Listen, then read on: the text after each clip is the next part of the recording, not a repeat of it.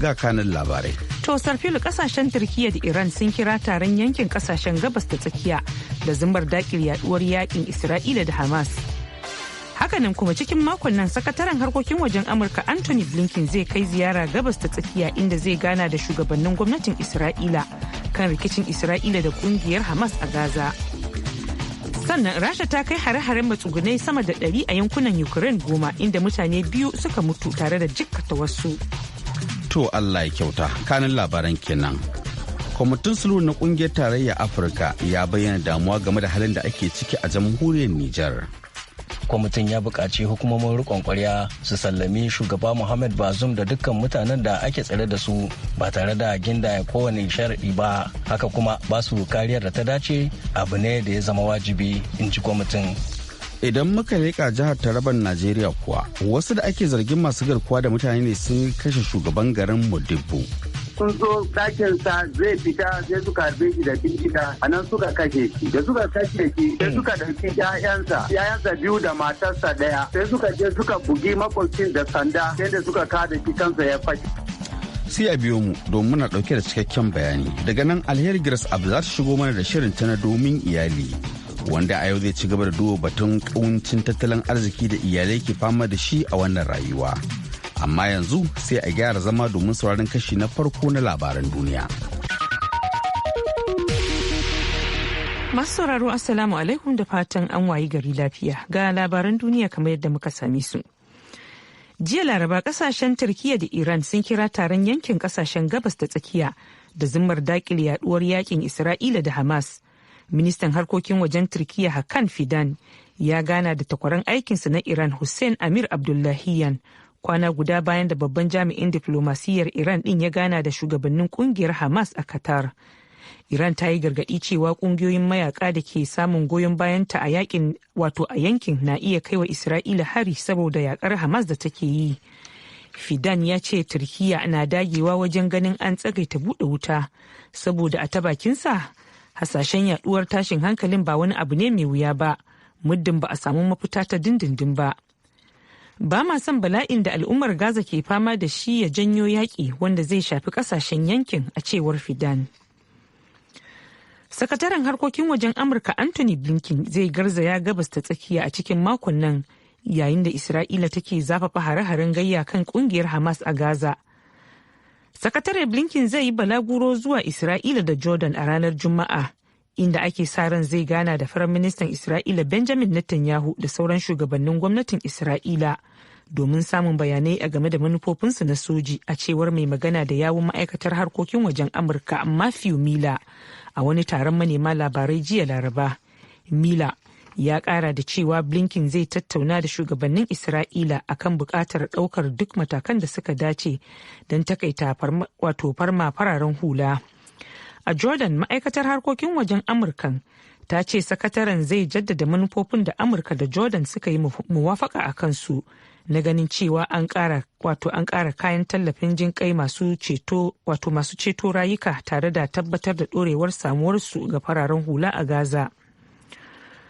Rasha ta kai hare-hare kan matsugunai 118 a jiya Laraba, fiye da duk wani tsawon sa'o'i 24 da aka yi a baya a cikin shekarar da ta gabata, a cewar Ukraine. An kai hare-haren ne a yankuna 10 a cewar ma'aikatar harkokin cikin gidan Ukraine. An ce hare-haren cikin daren sun hallaka mutum 2, ɗaya a yankin Kharkiv sannan kuma ɗayan a yankin Kherson a bisa bayanan jami'an yankunan. Hare-haren da aka kai da rana sun hallaka wata mata mai shekaru 59 tare da jikkata wasu 4 a birnin Nikopol da ke kudancin kasar, inda wani hari a Zaporizhia ya kashe wani mutum mai shekaru 52. Ukraine ta kuma ce Rasha ta kai farmaki wata matatar mai da ke birnin Kremenchuk, wanda har ya kai ga masu aikin kwana-kwana 100 sun shafe sa'o'i wajen kokarin kashe gobarar da ta biyo baya. Ba a bada rahoton ritsawa da wasu a harin ba. To, ina jima kaɗan Aisha ta sake da labarai. Kafin nan, kwamitin sulhu na ƙungiyar tarayyar Afirka ya bayyana damuwa game da halin da ake ciki a jamhuriyar Nijar, inda har yanzu babu wani takamaiman jadawalin mayar da ƙasar kan tafarkin dimokuraɗiyya. Saboda haka kwamitin ya yi ikirarin aikewa da wata tawaga domin tantance bukatun hukumomin ƙasar ta Nijar akan magana tafiyar da harkokin riƙon ƙwarya da tsare-tsaren zaɓuka da haɗin gwiwar ƙungiyar CEDEAO ko ECOWAS. Wakilin murya Amurka Sulaiman Barma ya aiko mana da ƙarin bayani. Sanarwar kwamitin sulhun na kungiyar AU ta biyo bayan taron da mambobin kwamitin suka gudanar a makon jiya domin nazarin halin da ake ciki a Nijar. Bayan sarkewar rikicin siyasar da ya biyo bayan juyin mulkin 26 ga watan Yuli. Kwamitin wanne ya jaddada matsayinsa na wanda bai lamanci a ɗare kargar mulki da ƙarfin bindiga ba. Ya buƙaci hukumomin rikon ƙwaryar Nijar su gaggauta kiran taron rukunonin jama'ar ƙasar domin tsara yadda za a gudanar da al'amuran mulkin rikon ƙwarya. Rashin fara tantauna batutuwan da suka jibanci tsare-tsaren zaɓuka wani abu ne da ke ɗaukar hankalin kwamitin sulhun na ƙungiyar AU. Batun tsara zaɓe abu ne da ke da matuƙar muhimmanci a halin da Nijar ke ciki a yau. Saboda haka kwamitin ya gargaɗi hukumomi da kungiyar CEDEAO su zauna kan teburin sulhu, matakin da masani a kan sha'anin diflomasiyya Mustapha Abdullahi ke ganinsa a matsayin wani rigakafin kaucewa barkewar sabon rikici a wannan nafiya da ke fama da rikita-rikita.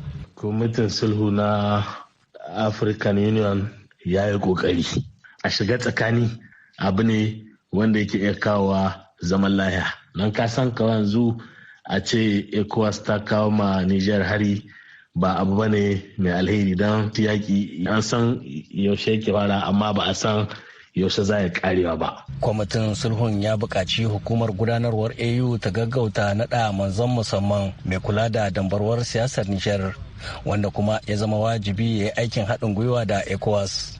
Sannan kwamitin ya buƙaci hukumomin riƙon ƙwarya su sallami shugaba Muhammad Bazoum da dukkan mutanen da ake tsare da su ba tare da gindaya kowane sharaɗi ba.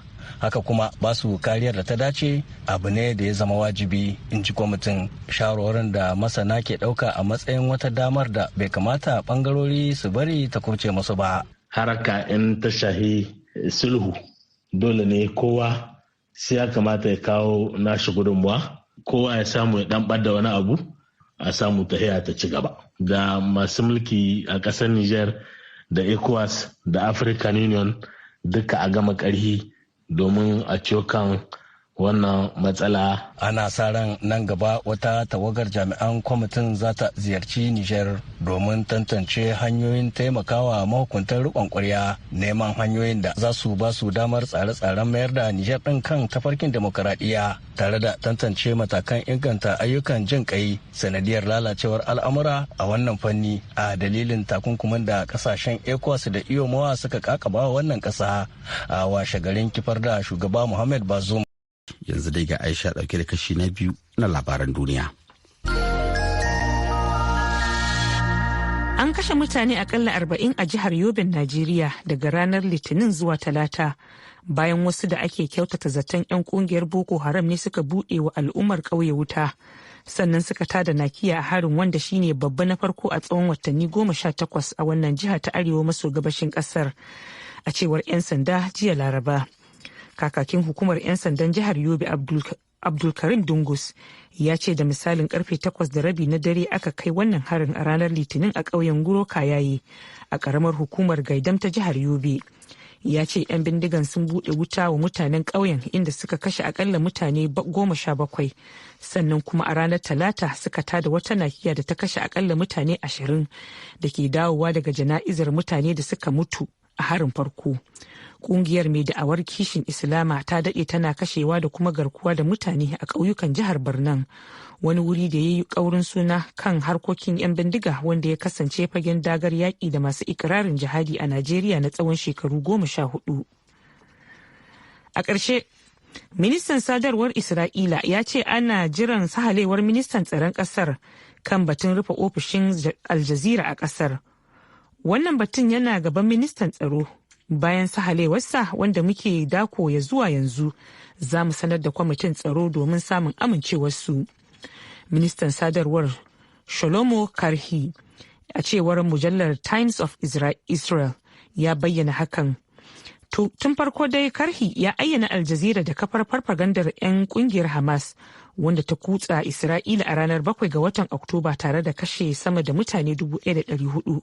Karhi ya kuma zargi Al Jazeera da jefa sojojin Isra'ila cikin haɗarin yiwuwar fuskantar hare-hare daga Gaza. Cikin wata hira da ya yi da gidan rediyon sojin Isra'ila ya ce wannan kafa ce da ke harzika mutane. Wannan tashar tana ɗaukar hoton bidiyon dakaru a inda suke hallara a wajen Gaza. Wannan na janyo tsana ga mutanen Isra'ila.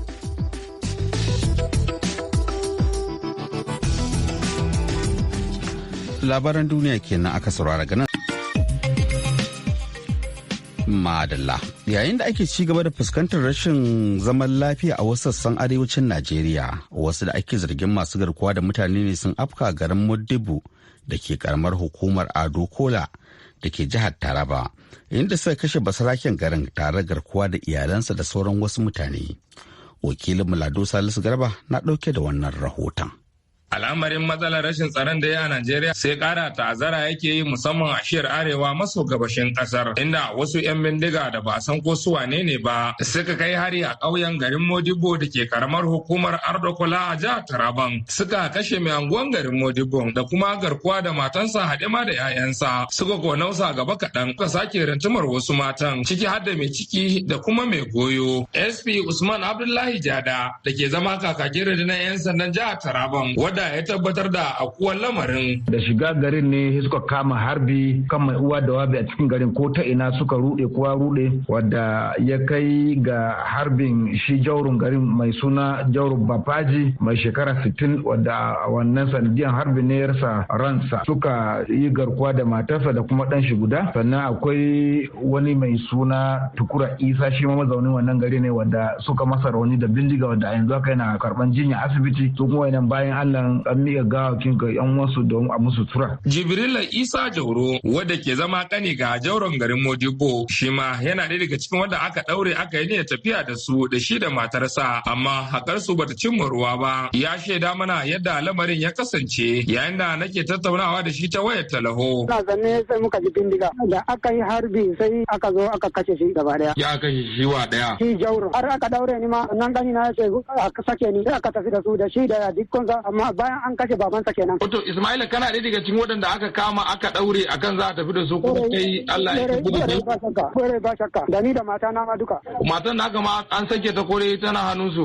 Mata na an sake ta amma an dauki da gani na da dikkonsa. Mutane 10 aka dauke yanzu haka suna hannun su. Yanzu yaya kuke gudanar da rayuwa a wannan gari naku? Gaba da rayuwan ba yanda muke wallahi. Kowa da daddare ma wadewa ake ma kawai wallahi. To ko yaya ma al'umma mazauna yankin garin Modibo ke ciki a daidai wannan lokaci? Tambayar kenan da newa gida da Jibrila. Gaskiya lamarin da muka shiga ciki kamu ya tsoratar da kowa da kowa yanzu. Yanzu din dare yayi dai gaba ɗaya mu mun rasa ina zamu kwana ma. Muna so dai gwamnati ta tallafa ta zo ta ɗauka mana mataki. Tunda mutanen nan akwai waɗanda suka san wuraren da suka zauna a dajin. Ya kamata gwamnati ta ɗauki mataki akan wannan abun don Allah a taimaka. In ba haka ba ƙauyukan mu na gaba ɗaya an yi niyan za a watsar da su. To idan muka watsa ina zamu koma? A wurin aka haife mu, a wurin ne rayuwar mu yake. Dabbobin mu da gonakin mu gaba ɗaya a wurin yake. Mun rasa me za mu yi kuma yanzu. A nasu bangaren 'yan sentiri ko kwance 'yan sa kai wadda kan fafutuka domin ganin an kawo ƙarshen wannan matsalar rashin tsaro musamman a yankin jihar Taraban. Mun ko tattauna da sarkin bakin Ardakwala ta wayar talaho mai suna Suleiman Jibrilla wanda ya mana ƙarin haske akan yadda lamarin ya faru. Sun zo ɗakin sa zai fita sai suka harbe shi da bindiga, a nan suka kashe shi. Da suka kashe shi sai suka ɗauki 'ya'yansa 2 da matarsa 1. Sai suka je suka bugi makwabcin da sanda sai da suka kada shi kansa ya fashe.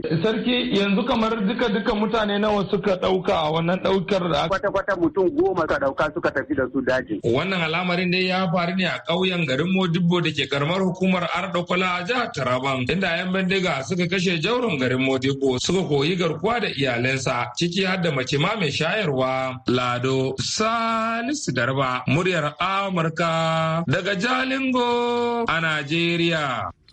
To a gaida Lado Salisu Garba, ana sauraron sashen Hausa na murya Amurka ne kai tsaye daga nan birnin Washington DC akan mitoci 19,31,49,60 sai kuma kilohaz 1,530 a matsakaicin zango.